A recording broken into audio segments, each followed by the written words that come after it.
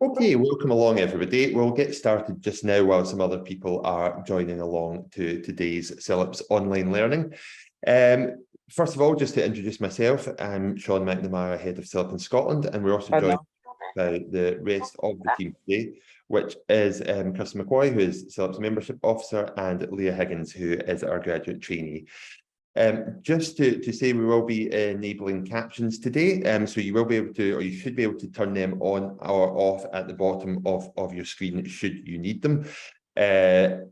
We'll be using the chat for all our questions and interaction today, although we may come to you if you've got a question that we need you to clarify. But throughout the presentation today, if you have any questions at all that you would like to ask, please just put them into the chat. If you can put a Q for a question or C for a comment, it'll help us differentiate between them slightly. You can keep your camera on if you'd like today. It's great to see people's faces. If bandwidth is an issue, if you're feeling you're getting any issues with that, do just turn your camera off, because that can usually help with Zoom a little bit. For microphones, keep your microphones off if you're not speaking, just to avoid any background noise as well. Okay, so we'll kick things off. So first of all, welcome to Dave Rowe, who is joining us today. Dave is a software engineer in the southwest of the UK, but is an avid library user and a former library worker. And Dave is behind Libraries Hacked, along with the support of various others across the UK. And Libraries Hacked is an organisation that promotes the use of open data in libraries. Now, I will leave it there and not say any more, because I know that Dave will probably be adding a lot to that. So Dave, I will now just pass it over to you and let you take it from here. Thank you. Thank you, Sean. Yeah, welcome everyone. It's great to see so many people join today. I've given a variation of this webinar a few times over the years. It always changes and kind of expands and develops as kind of, the projects and the open data landscape do. But just to give a brief overview of what we're going to be talking about, so I'll talk a bit about myself, hopefully not for too long. I'll talk about open data in general. It'll be quite high level, so I'm not going to talk about very technical topics. I mean, that's down to interpretation, but hopefully it's going to be quite understandable for everyone. It's not going to be high tech talk. I'm going to talk about where we can see open data. I've called it in the wild, but really just in day-to-day life. And then I'm going to move on to talking about libraries. So talk about the potential of library open data and also how open data can benefit libraries. So it's kind of this two thing of libraries potentially publishing open data and also using open data for themselves. A bit about how to get started, because I know a lot of people come to me when I talk about open data and they love the idea, but they don't necessarily have the means to do it or know where to actually start. So we'll talk a bit about getting started. And then what I'll do finally, if we've got enough time, and depending on how much time we've got, it will probably depend on how long I spend on this. I'll do some demos just of some applications and uses of data.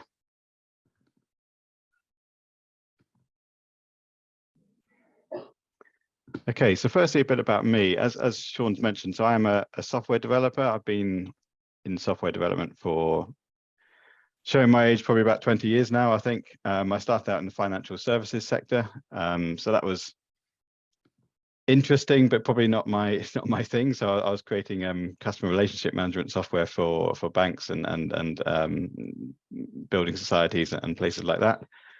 I quickly moved into a public sector background, so moved into, at the time it was Reading Borough Council. I worked in the e-services team, which was effectively the website team. Started doing a lot more on web development, and I've moved between a few councils, so Bath and North East Somerset Council, ending at Bristol Council, where I was technical development lead for their digital services. But also spent quite a few years at Libraries West. So Libraries West are a library consortium in the southwest of England. And I was in the systems team there. Libraries West have quite a luxury, which I still think that they do. And it was a great luxury of having a full systems team, which was shared between seven services at the time. And that's the kind of situation which is probably a bit less common these days. I think IT has kind of become more part of potentially the local government or the centralized IT within local councils. But it was a really great opportunity. We had a systems team that was wholly dedicated to managing the library management system, providing other support, doing data analysis, and sort of actually developing some systems ourselves. So that was a really great experience for me. I've also probably since then, or at least since about say 2015 or so, moved quite a lot into what's known as geospatial software. So this is all effectively mapping. So it's a technical term, but mapping basically. So if you go on Google Maps, that's a geospatial software product. So I've worked a lot with web maps and also data analysis that involves location and just analyzing the location of people and places. And just as a person, I always like to get personal photos in. So the lovely puppy in the bottom right is my brother's puppy called Clara. She's a red setter. I really love dogs. Had a red setter growing up, and desperately want either spring or cocker spaniel at the moment. And I also love coffee, so I love going out to probably libraries or coffee shops out and about and just exploring them and doing work out in the wild with a slightly hipsterish coffee.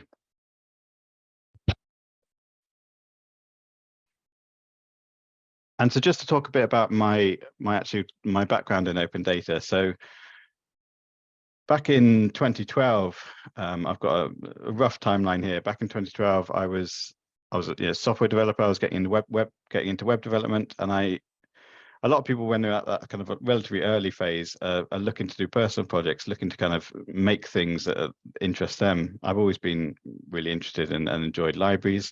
So I thought, well, why don't I create a mobile app, and why don't I create a library mobile app? So I thought, I'm going to create this mobile app. It's called Find My Library. It'll be very simple. It'll allow you to find your nearest library by geolocation. So mobile phones were relatively new at the time. It was an exciting thing to have a kind of location-enabled device in your pocket. So I thought that'd be a great thing to kind of just get me started along mobile development.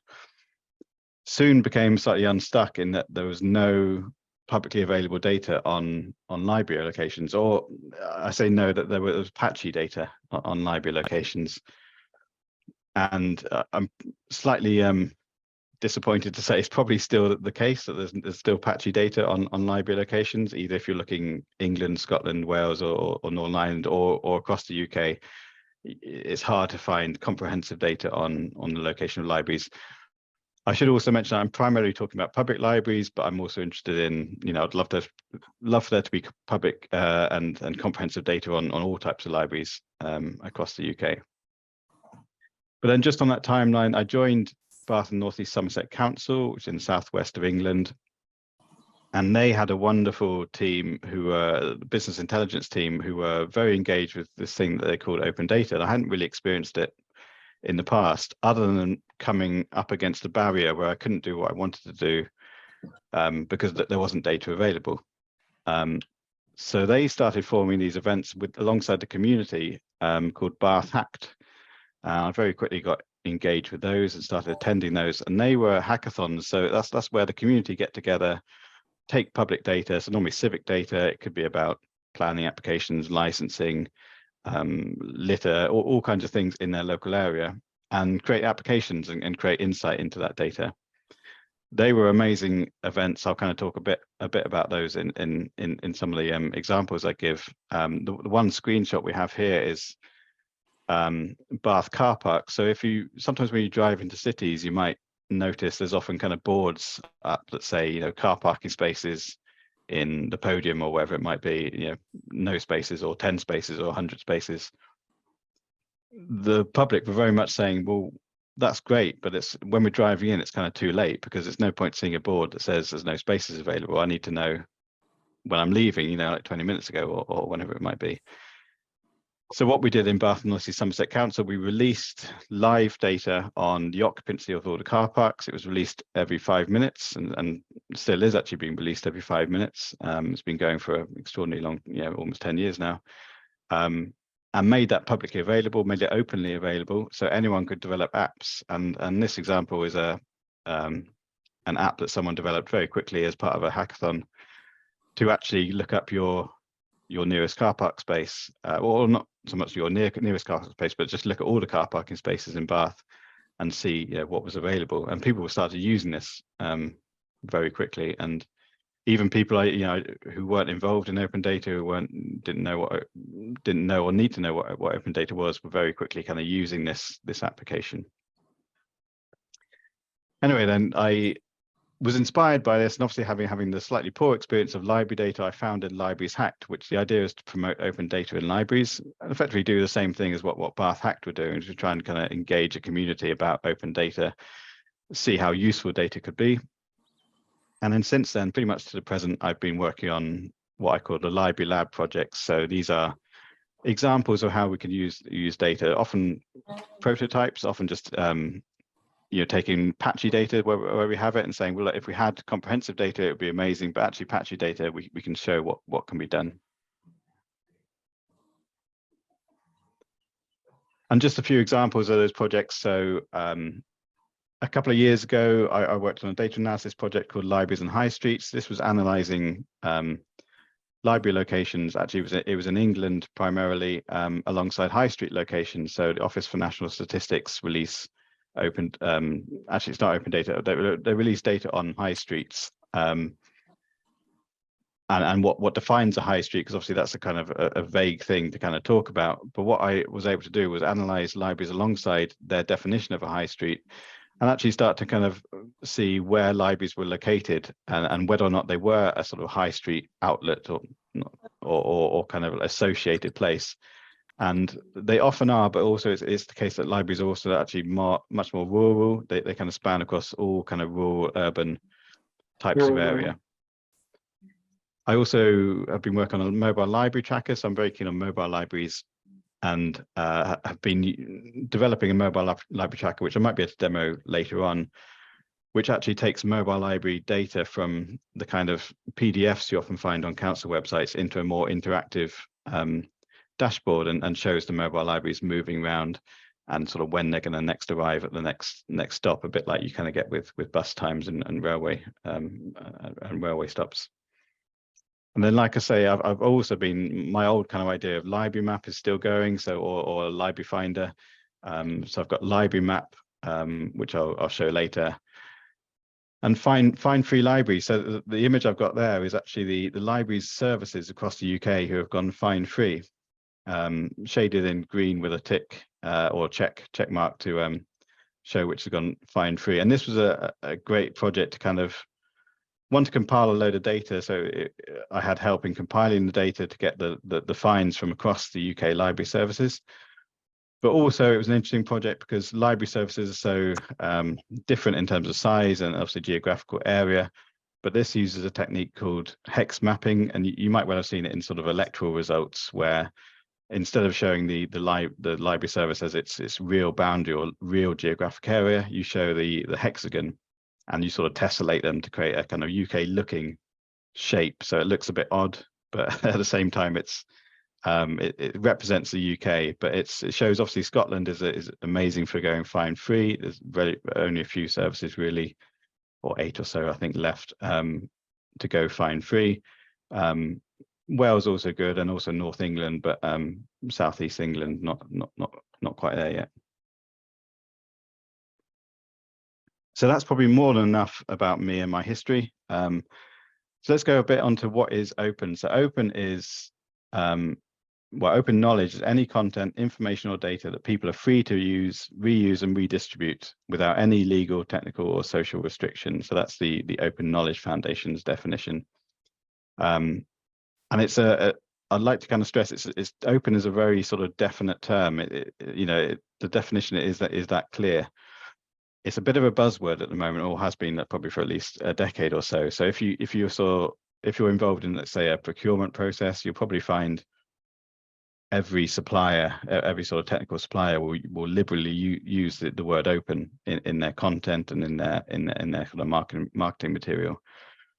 It's important to know that open is has a strict definition, and quite often people use it without adhering to any definition at all. They might have no open principles at all, but still use it quite a lot.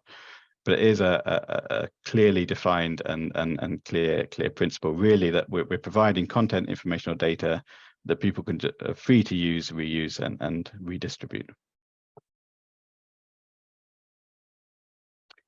And you will also have heard of many different types of open. So open source is the term we tend to use for software. So a lot of the software I create with Libraries Hacked is all open source. So it means people can go on, they can view the source code, they can contribute if they want to. And I'm always very happy to see people contributing. And quite often people I just don't know, people from Germany, from international places recently have been contributing to various projects, which is always great to see.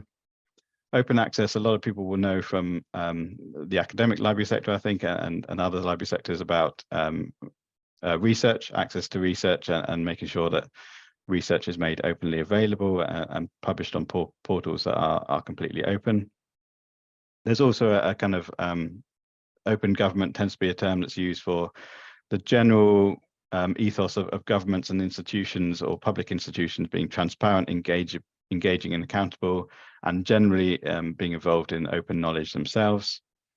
And then there's also a term of open standards, which is really to use to make sure things are interoperable and familiar. So it could be, you know, the standard of a light bulb, or fixing, you know, that is kind of a standard that's been published by international standards, or, you know, organization. But in general, in software and data, it just means, you know, use a standard that means the data and whatever it is you're producing is interoperable and familiar. And obviously, as I'm going to be talking about open data, I should say, what is data? So data is the building blocks from which we create information, knowledge, and wisdom. It should be machine readable. So we tend to be talking about things that are in sort of spreadsheets. They're readable by software tools. They don't necessarily have to be read by humans. When we talk about data, it could be held in databases, but it's what goes on to create these information, knowledge, and wisdom. It's important to stress it's not those things.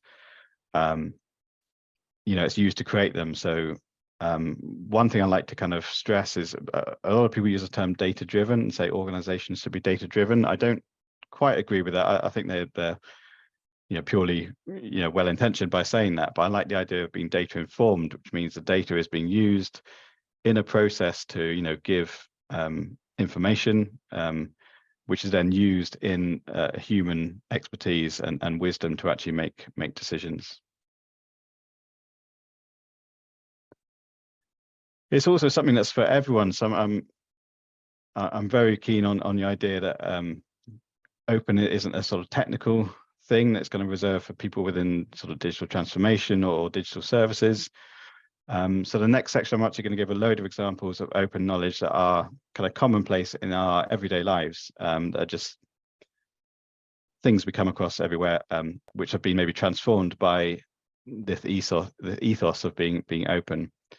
And really kind of we should celebrate solutions that are built from those open principles and see where we can adopt them. So my first example is one where actually open data is being used in the climate fight, and it's not an obvious example because open data is used obviously all over the place in terms of research and understanding you know, environmental changes. But it's an example I really like, and it goes back to my own personal experience. So back in Bath and North East Somerset Council in 2014, we had a charity called Transition Bath, who are an energy usage charity, and they were really asking the council, could you release your energy data? Now the council have smart readings across all their buildings that gave half-hourly readings of energy, you know, electricity and gas across all their buildings, including the schools. So as part of one of our hackathons, we had an energy hackathon and released all that data, and actually the libraries as well, released all that data to give, you know, daily readings at half-hourly intervals. So it was updated every day and give half-hourly readings of the energy usage of all those buildings. There were some amazing things done with that data. There's some insight actually into the libraries that potentially saved huge amounts of money in terms of the lighting used. But one project that came out of it was called Energy Sparks, which is a online tool that allows schools to engage their pupils and actually the whole school, including parents and anyone else, with the energy usage in that school. It's quite tough for schools because schools are quite often quite small. Don't necessarily have to have the capacity to have, say, an energy manager, someone always monitoring energy usage.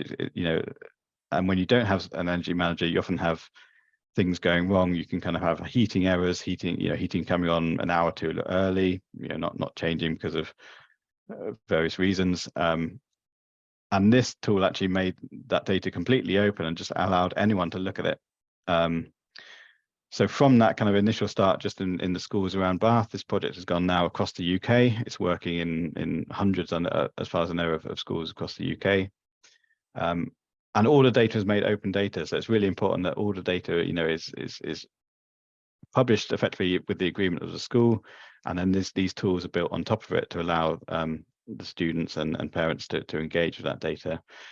And they do really good. I mean, the example I'm showing in the graph is that they can kind of see how they've reduced energy usage and compare, say that in this case, it's the last Tuesday of spring term in 2021, and then the similar date in 2022, where they've hugely reduced energy usage.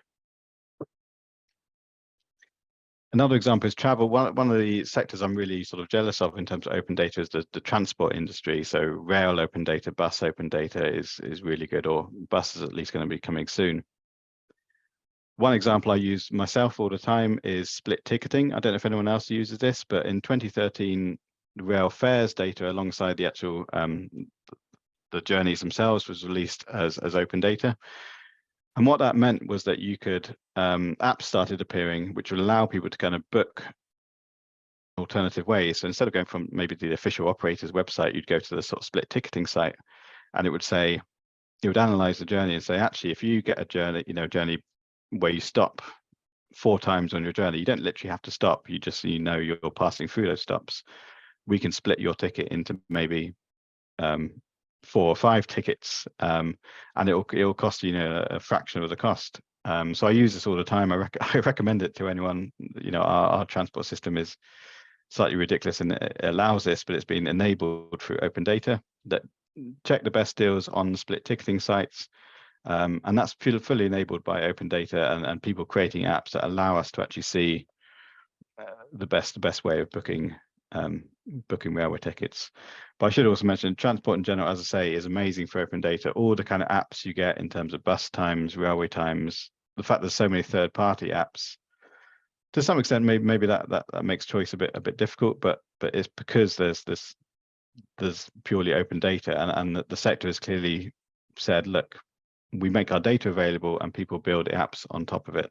And therefore, people don't have to use the kind of terrible National Rail website to find when the train's going to arrive.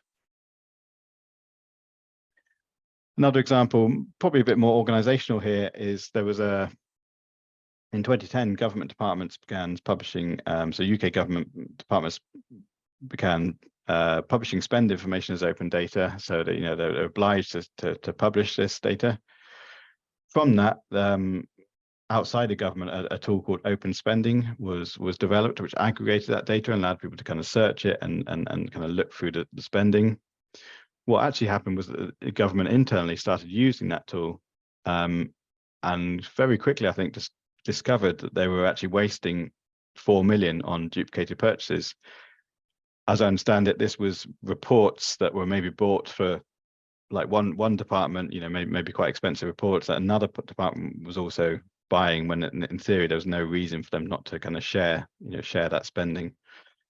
And it really demonstrated the benefit of open working for the original organization. So it's the original organization publishing data, but actually, as soon as some people start making apps or doing things with that data, they get the benefit because it was something they weren't able to do or didn't have the capacity to do previously.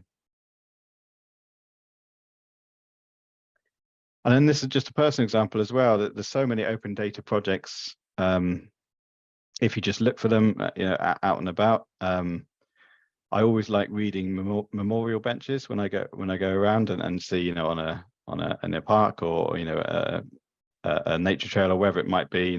You see these memorial benches, you go, oh, that's a nice nice inscription. It's nice to see someone's put that relating to a person. It's a really important kind of part of history. There's a lovely site called Open Benches, which I recommend going to. It was built by Terence and Elizabeth Eden. What it does, it allows people to, as soon as you see a memorial bench, you can go and take a photo of it. It automatically actually detects the inscription and transcribes it, uploads it into its system, and then it's placed on a map. And there's last time I counted, there's over 26,000. It could be more than that now. It could be 30,000. But it's a great example of just a kind of public crowdsourced project to collect data. There's similar ones out there as well. There's like Open Plaques, which is for those those blue plaques that appear on buildings of importance. And also accessibility. So this was another project I was involved in when I was at Bath. One major problem people have who have accessibility needs is not knowing the accessibility of places that they're going to visit or might be going to visit or are invited to visit. So cafes, museums, libraries, all those kind of places, it can be difficult to understand the accessibility. So those are simple things like knowing if you're going to need to ask for help to get into the venue. Has it got step-free access? Are you going to have to go around a different route or kind of see or go to a different entrance? Also having access to an accessible toilet, all those kind of absolutely necessary things to know. So there's a project called Wheelmap, which uses open data. So it uses open data from a project called OpenStreetMap, and it allows people to assess all the places in their local area, give it a kind of traffic light system, so green, amber, or red, depending on the accessibility, and also add some more detail about things like whether it has an accessible toilet. I was involved in a great kind of crowdsourcing day where we all went around Bath and kind of made sure that the quality of the Bath coverage for the app was almost 100%. We didn't quite get up to 100%, but it was we doubled the coverage within a day.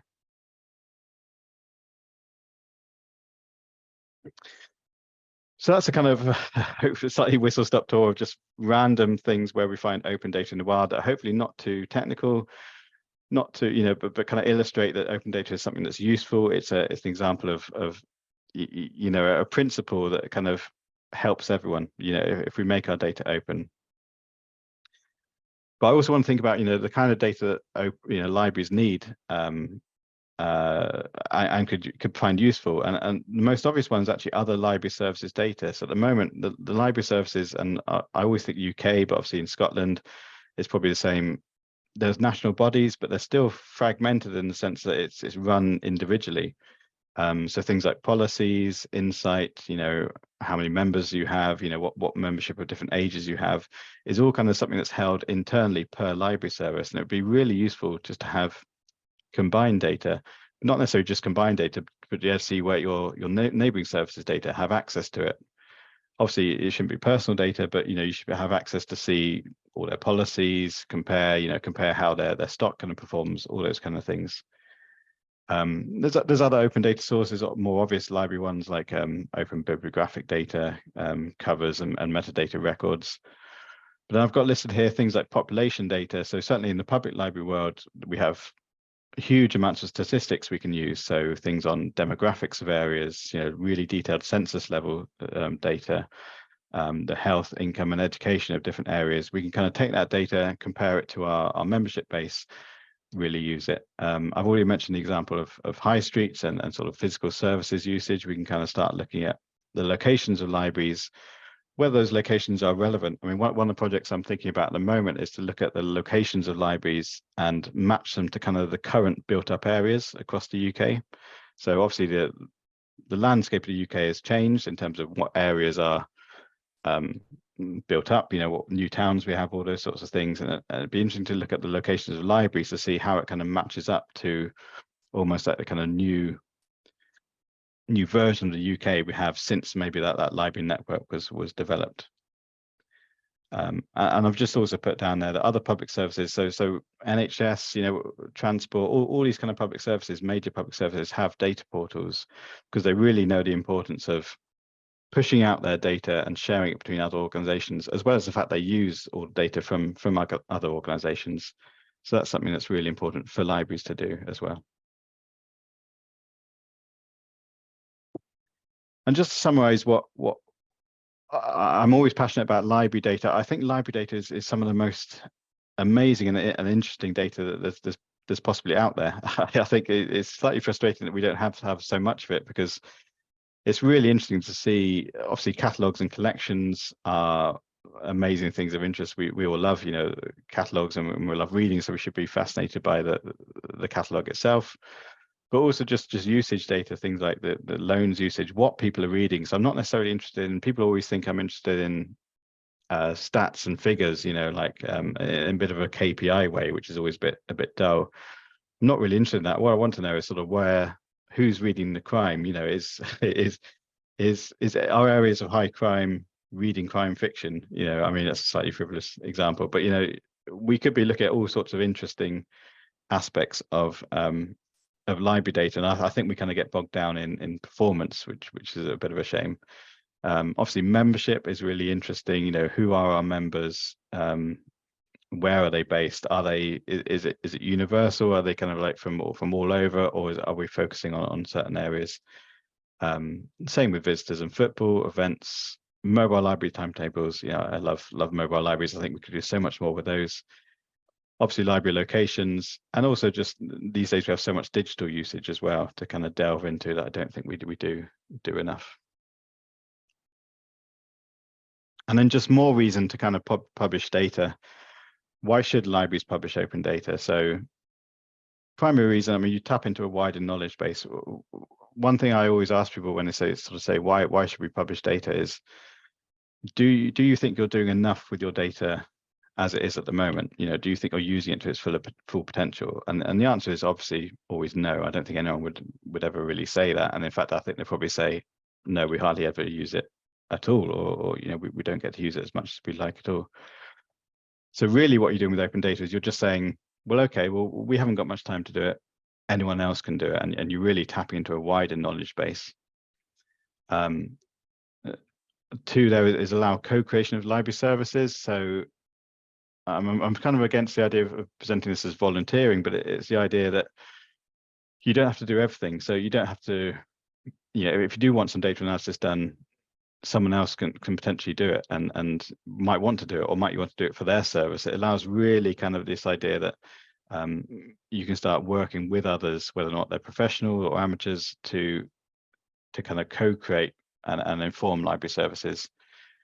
Free as it really promotes the service, and depending on the data, it can really help. So things like what people are reading. I always notice every year the public lending right data gets kind of released in quite a kind of a rough format, and not particularly well. But Twitter goes pretty, it goes wild in terms of like, authors publishing, what my book's been read 1,000 times or 10,000 times or 1,000,000 times. It's always great to see people kind of like engaging with that data, and it kind of shows that people are interested in library data and library usage, and having more data would certainly promote the service.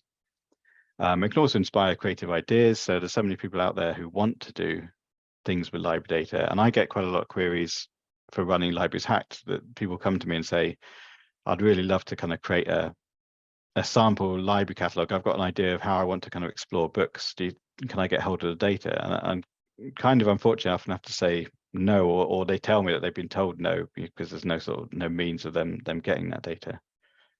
It also allows for competing digital services. So like the example with kind of railway apps and bus apps, you shouldn't necessarily have to use the official library catalog to search your local library service. I think you should probably be able to use either a single one, maybe which searches any service, or another one which searches just your services but have been developed by anyone else. I think it's a good thing to allow for kind of competing aspects of how we interact with that kind of underlying library data. And it also gives a wider opportunity to others to actually bring in other data they have expertise in. So libraries obviously have the expertise in library data, but don't have the expertise in, say, those other data sets, health, education, and other data sets, which actually could be merged into library data to bring a lot of insight. And then probably kind of the final reason for libraries publishing open data is one that is probably a bit obvious, but libraries are the original open knowledge. You know, the fundamental aspect of a library is that you can walk into a library, walk around, browse the books, pick up a book and take it away for free. You know, that's fundamentally open knowledge and open information.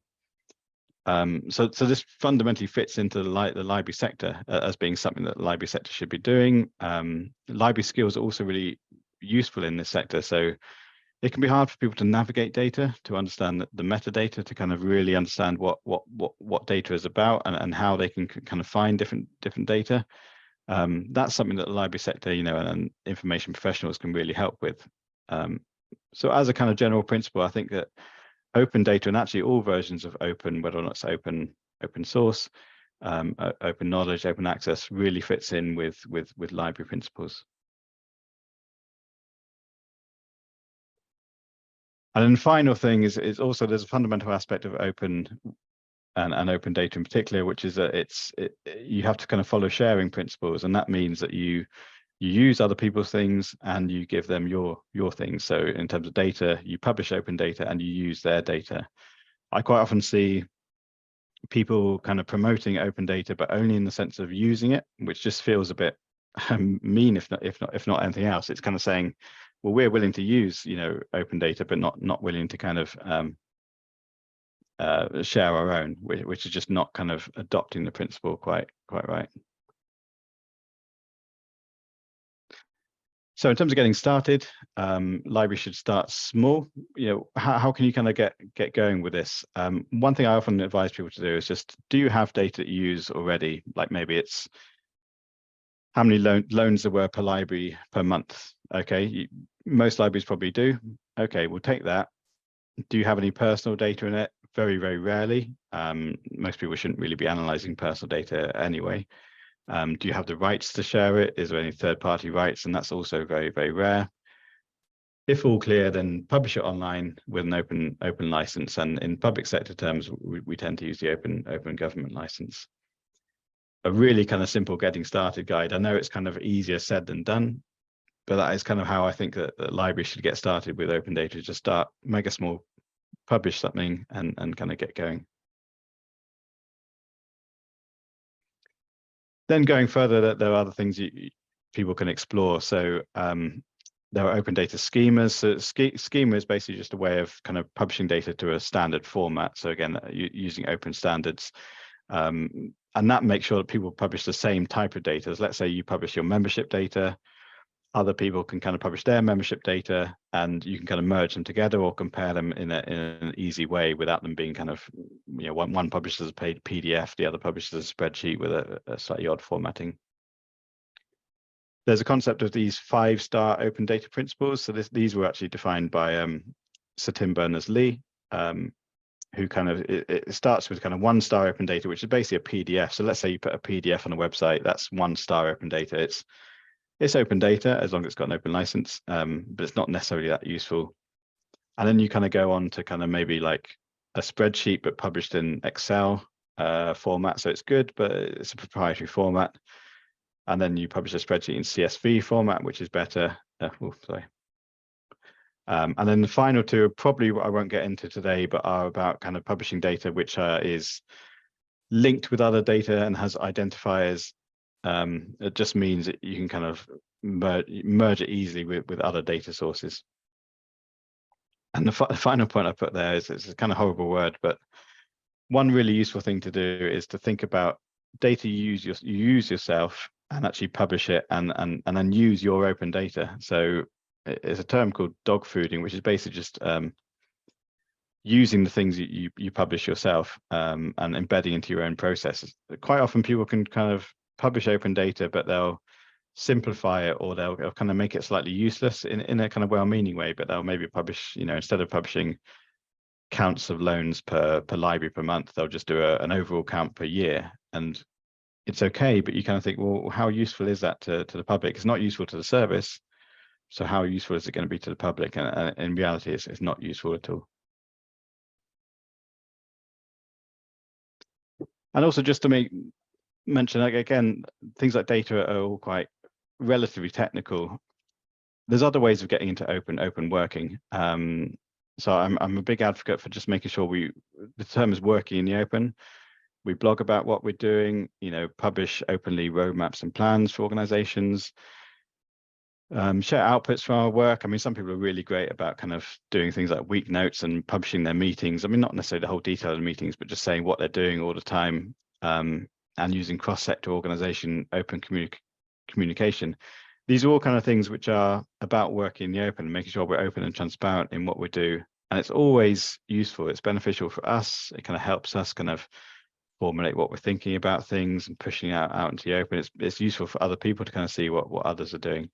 So I'm a big advocate for general working in the open as well. Cool. And then I'm about on time, probably running a bit late, but I'm going to do a few demos just to demo a few of the things I've talked about, because it's very dry having a presentation the whole time, obviously death by PowerPoint. So let me bring in Chrome. So one thing I wanted to demo was an actual usage of open data and of the kind of data people could use. And can people see? I'm not sure. Can you see my Chrome screen? Anyone? Can you say? Yeah, we can do. Thanks very much. Perfect. Thank you. I'm never sure if it's sharing the presentation or the full desktop. So one thing I want to say. So this website here is a website which was built by myself and some other colleagues in 2019, actually, which was an idea to formulate a set of schemas that libraries could publish under. So this is the idea that obviously we don't want people publishing open data, but it ought to be slightly random and done in different ways. So what this does is it formulates 7 different data sets. So events, library locations, loans, memberships, mobile libraries, visits, and stock. And it formulates the way people can publish these, just to make sure they're kind of useful and can be compared, and everyone can do them in the same way. So one of them is membership, and the idea is to publish snapshots, so instances, so maybe it'd be every year, of your active membership of libraries, and everyone kind of knows that you can't kind of just publish your membership database. You can't publish names and addresses and postcodes and things. But unfortunately, if you just publish numbers of members, that's also a bit less useful, because it's always servers might have 100,000 members or whatever it might be, but it's not necessarily useful to know that, other than knowing maybe that's a decent percentage of the population.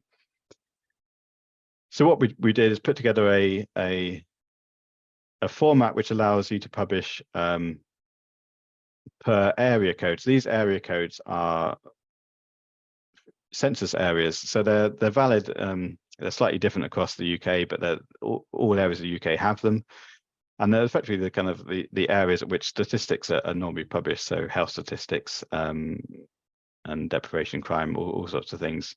So the idea is that libraries would publish number of members alongside their area codes, and what that would allow people to do is actually start to define a bit more about how you could kind of analyze your membership and sort of see things like, okay, we've got the deprivation of this area. We know it's highly deprived area or has low educational outcomes.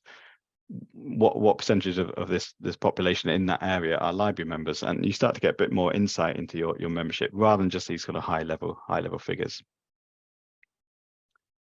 So Barnet were one of those services that started publishing data under those schemas, actually. So we've got they're publishing events, loans, membership, stock summary, and mobile library stops.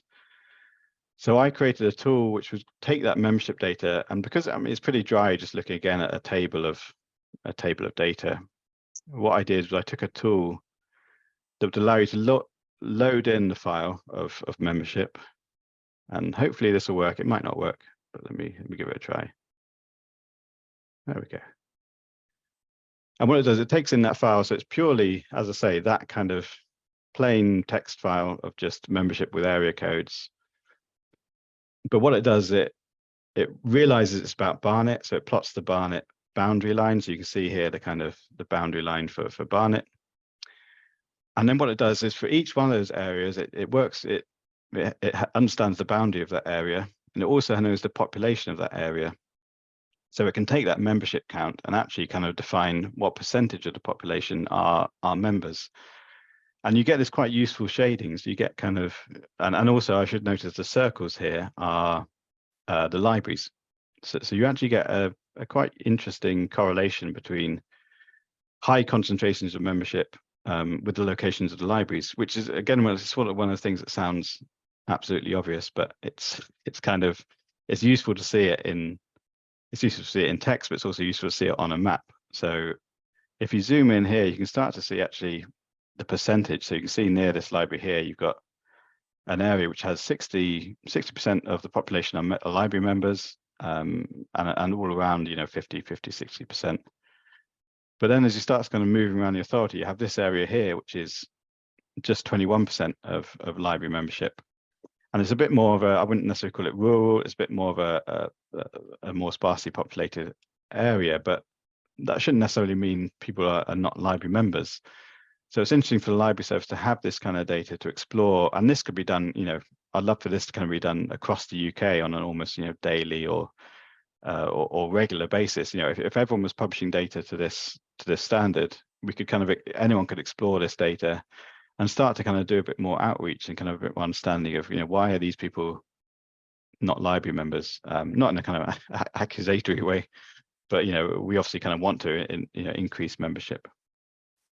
What this map also allows you to do, I've kind of mentioned bringing other data sources. So it brings in deprivation. So there's this concept of index and multiple deprivation. I don't know if people know it, but it's this value indicator between 1 and 10, where areas are assessed in terms of their deprivation levels. So across various indicators like health, crime, education, and other things.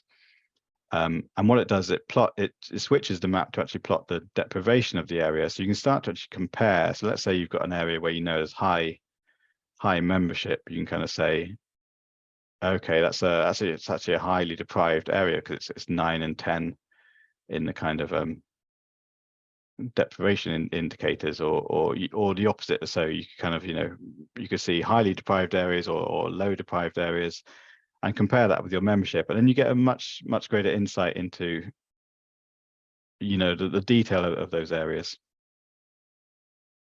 So that's kind of that for that demo. I was going to also briefly show library map. So this is librarymap.co.uk.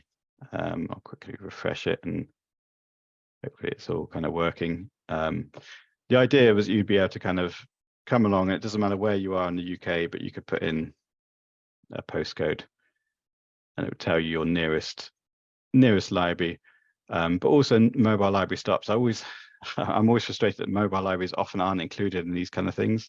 So it also tells you my nearest mobile library stop. I've also got a map view on this, which allows for some interesting things for me to do on this. So one thing I wanted to do was if I click on Bath Central Library, I've got this walking time, so I can plot the walking time. I wanted to create some ways of services to be able to use this tool for actually interest, so they could kind of plot the walking time distances around, in this case it's Bath Central Library, and it also plots the population. So within 5-minute walk, it's got 721 members, not members, population, 5,000 within 10 minutes, and then I think within 25 minutes it's about 25,000. And this is across the UK, so let's turn that off for Bath and let's go span out. Let's go up to Scotland.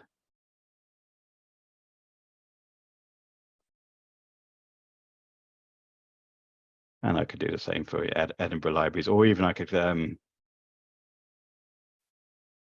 try.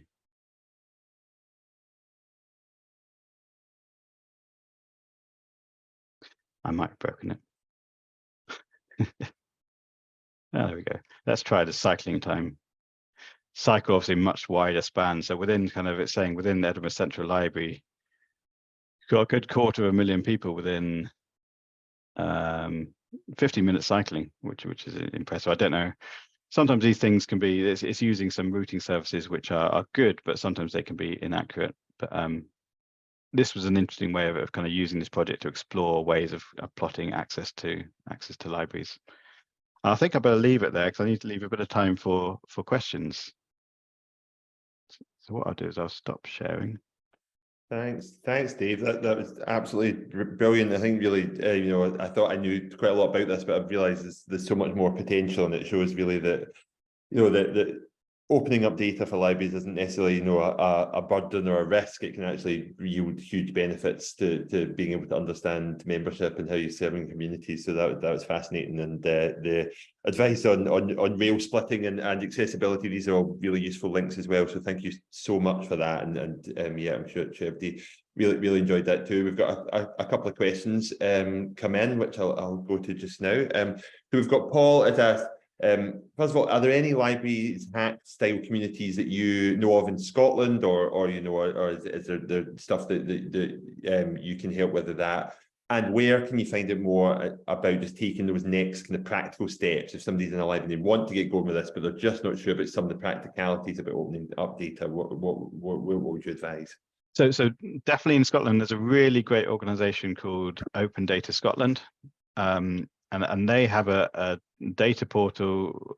They have a data portal which actually pulls in data from all kinds of sources across Scotland. So one of their kind of highlights of the work they're doing is to pull in loads and loads of data from across places. I think, yeah, the link's been shared there, which is fabulous. They're also, they run hackathons, they run data events, they run tutorials, and I think webinars and all sorts of things.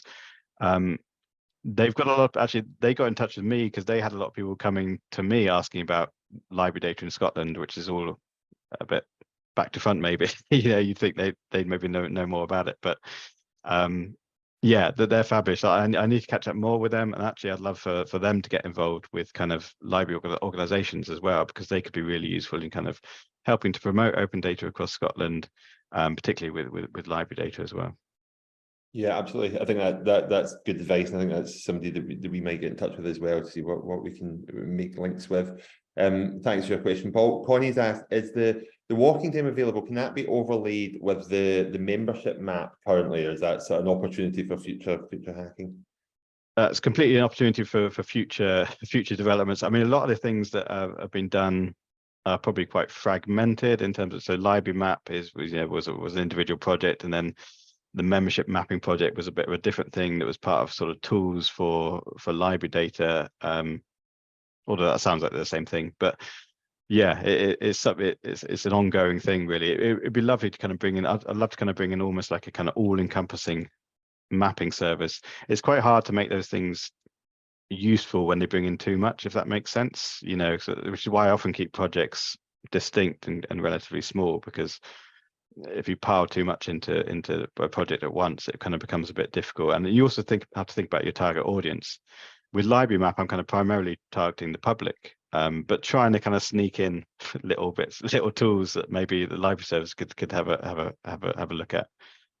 So it's kind of a weighing up how much to put in these things. Thank you. Thanks, Connie. Another question here.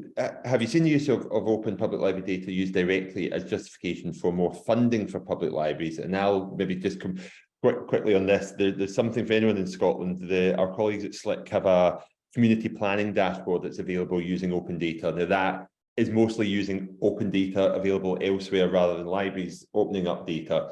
But that has been quite useful for us in some of our advocacy. You may have seen the closures that were happening in Aberdeen, and we could use that open data to point out that these cuts would create the lowest number of library branches per 20,000, and we haven't been able to just get our hands on that as quickly before. So it has been used by us in some cases for being able to provide evidence base to fighting cuts, but perhaps not yet for justification for more funding. I don't know if you're aware of anything, Dave. Not really directly for funding, but one thing I've always thought is that if libraries become embedded into the kind of data landscape, and also the kind of national statistics landscape, it puts them on a footing that their data is really important, and that can't hurt library services or kind of hurt their funding. So let's say things like the membership. I think membership should be published across the UK on a regular basis and become an important national data set, that's used by other agencies, reading agencies, education agencies, to understand, the landscape of Scotland and the UK. If, say, libraries were doing that on a regular basis, I think it would make it harder to cut their services or kind of, cut them. I think we need to get embedded into that kind of data landscape as well, and we're already embedded into the service landscape, in terms of having links to other services. It can't hurt to kind of get embedded into that kind of national data landscape as well. Absolutely, thank you. And we've got a couple of minutes left, so there's one more question in here that I'll just come to. Paul's asking, what software do you use for your websites? I'm thinking about some data that my employer might not want public, but would still benefit from visualization. And he's using R at the moment as a beginner. R's good as a beginner. I personally kind of most of the stuff that Libraries Hacked is kind of custom built, so it's using kind of some underlying software libraries, but it's pretty much custom built rather than being a software packages. There are some really useful tools in terms of mapping, like QGIS, if you want an open source software tool, which can be really useful for mapping technologies. And there's also some cloud-based ones like Carto that offer kind of lockdown options that aren't necessarily public. But I would just encourage people to make it public, unless it's public data. I understand that the cautiousness often, but I think we need to kind of slightly get past that barrier of we can't allow that. We can't allow other people to see this. I do appreciate there are some occasions.